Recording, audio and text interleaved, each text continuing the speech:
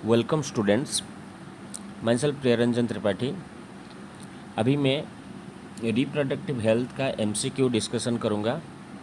अभी मैं chapter wise biology का जितना भी चैप्टर है क्लास 12 में उसका एमसीक्यू एक सीरीज़ बनाऊँगा जिसमें ओनली इम्पोर्टेंट एमसीक्यू क्वेश्चन हम डिस्कशन करेंगे। क्योंकि एग्ज़ाम नज़दीक है इसलिए हम एमसीक्यू क्वेश्चन आएगा और जो इम्पोर्टेंट क्वेश्चन है उसको मैं सिलेक्ट करके आपको समझाऊंगा और उसका आंसर भी बताऊंगा। तो ध्यान से वीडियो देखिए। ये एमसीक्यू सीरीज़ एनसीईआरटी का जितना भी चैप्टर है सबका होगा। आज हम देखेंगे रिप्रोडक्टिव हेल्थ का एमसीक्यू।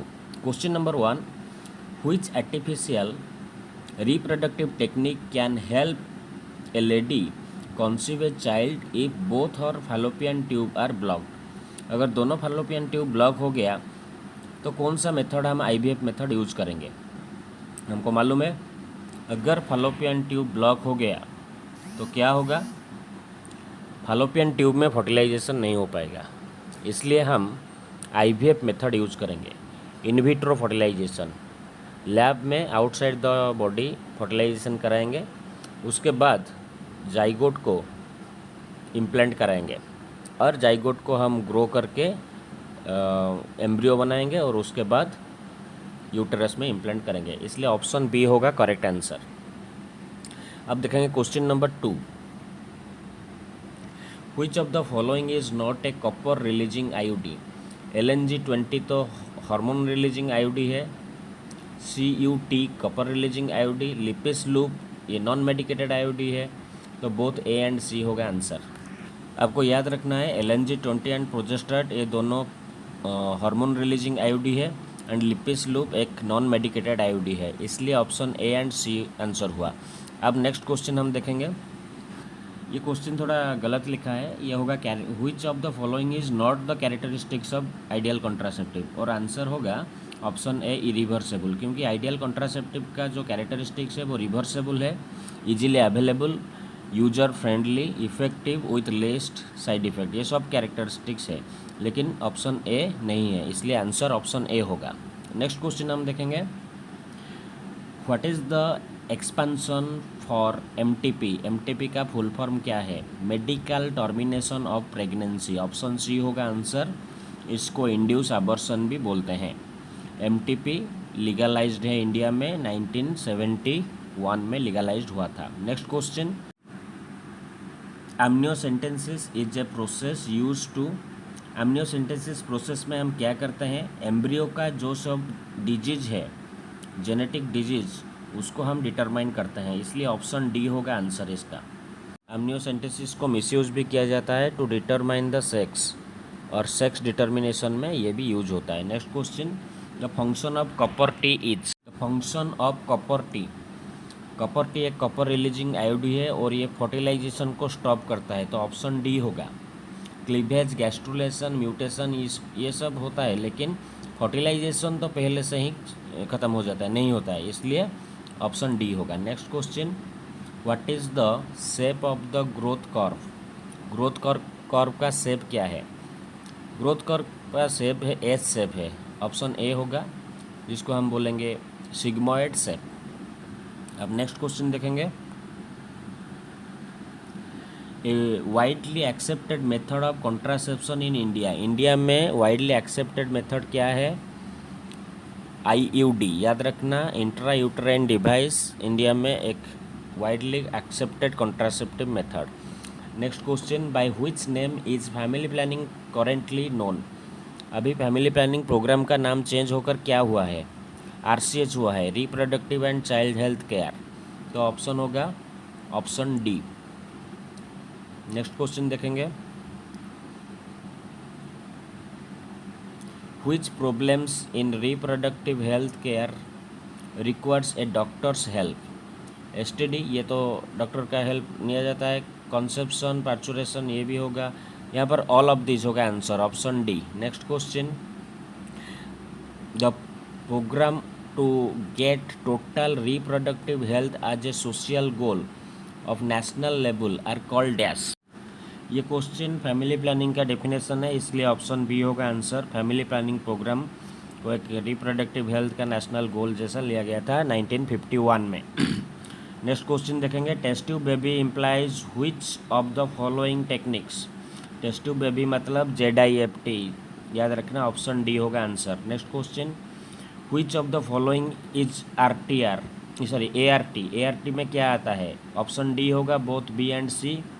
ART का मतलब है असिस्टेड रिप्रोडक्टिव टेक्नोलॉजी, और इसमें GIFT और ZIFT ये दोनों आता है, लेकिन IUD एक कॉन्ट्रासेप्टिव मेथड है जिसका नाम है इंट्रा यूट्राइन डिवाइस, ये ART में नहीं आएगा, इसलिए ऑप्शन होगा GIFT एंड ZIFT।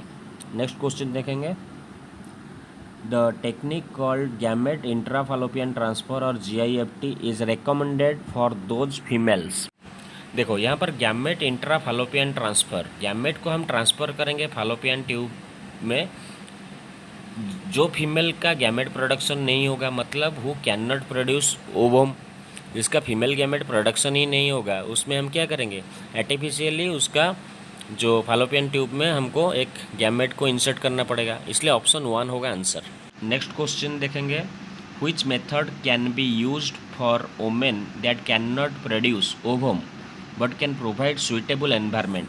यहाँ पर आ जाएगा GIFT, क्योंकि फालोपियन ट्यूब ठीक है लेकिन गैमेट प्रोडक्शन नहीं हो रहा है, इसलिए हमको गैमेट इंट्राफालोपियन ट्रांसफ़र करना पड़ेगा, ऑप्शन बी होगा आंसर। IUD तो कॉन्ट्रासेप्टिव मेथड है, IUI intra uterine insemination and ICSI intracytoplasmic sperm injection, ये कुछ नहीं होगा आंसर, ऑप्शन बी होगा। Next question, which of these can be used to cure infertility in couples where male partners have very low sperm count। अगर mail का low sperm count हुआ तो हमको डायरेक्ट सीमेन को कलेक्ट करके यूटेरस में inseminate करना पड़ेगा, जिसका नाम है IUI, मतलब इंट्रा यूटेराइन इंसेमिनेशन, इसलिए ऑप्शन सी होगा इसका आंसर। AI भी हो सकता है लेकिन ऑप्शन में AI नहीं है, इसलिए हमको ऑप्शन सी IUI देना पड़ेगा। Next question, the method of direct injecting a sperm into the ovum is assisted reproductive technology is called ICSI। तो यहाँ आंसर ऑप्शन सी हो जाएगा, इंट्रासाइटोप्लाज्मिक स्पर्म इंजेक्शन, ये एक रिप्रोडक्टिव असिस्टेड रिप्रोडक्टिव टेक्नोलॉजी है जिसमें हम डायरेक्टली स्पर्म को इंजेक्ट करते हैं ओवम के साइटोप्लाज्म में। नेक्स्ट क्वेश्चन हम देखेंगे, increase IMR and decrease MMR in A population will dash. IMR का मतलब है infant motility rate and MMR का मतलब है मैटरनल मोटिलिटी रेट। तो अगर ये IMR इंक्रीज होता है एंड MMR डिक्रीज होता है तो क्या हो सकता है? ऑप्शन में बहुत सारा ऑप्शन है, उसको ठीक से देखिए और आंसर बोलिए। इस कंडीशन में ग्रोथ रेट डिक्रीज हो जाएगा, इसलिए ऑप्शन बी होगा answer, result in decline in growth rate. ठीक है, नेक्स्ट क्वेश्चन देखेंगे,